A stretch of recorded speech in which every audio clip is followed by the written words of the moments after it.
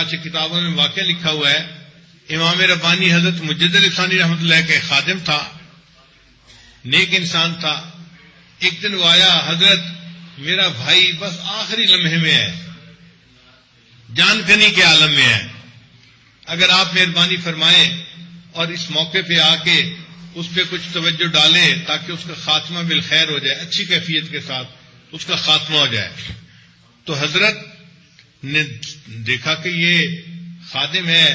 تو خدام کی خدمت کا بہرحال دل کے اندر ایک مقام ہوتا ہے، تو حضرت اس کے ساتھ چلے گئے۔ حضرت مجد ثانی رحمۃ اللہ وہاں گئے، وہ بندہ لیٹا ہوا تھا اور آخری سانس تھی، یعنی اکھڑے اکھڑے سانس تھے، اس کے جان نکلنے ہی والی تھی۔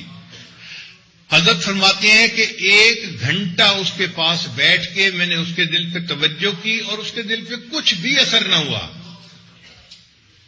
حتیٰ کہ اسی طرح وہ فوت ہو گیا۔ تو حضرت فرماتے ہیں کہ اس واقعے کا میرے دل پہ بڑا غم تھا، بڑا غم رہا، اور میں رات کو اللہ کے سامنے روتا تھا کہ یا اللہ 1 گھنٹہ میں اس بندے کے دل پہ توجہ کرتا رہا اور اس بندے کے دل پہ ذرا اس کا اثر نہ ہوا، تو 3 دن کے بعد مجھے الہام ہوا کہ اس بندے کے عقیدے ٹھیک نہیں تھے جس کی وجہ سے اس کے دل پہ اثر نہیں ہوتا تھا۔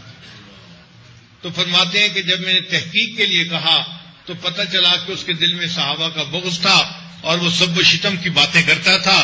اس کی وجہ سے اللہ نے اس کے دل کو ایسا پتھر کر دیا تھا کہ اتنے بڑے ولی کی توجہ کبھی اس پر کوئی اثر نہ ہوا۔ تو کفر سے دوستی یا ایسے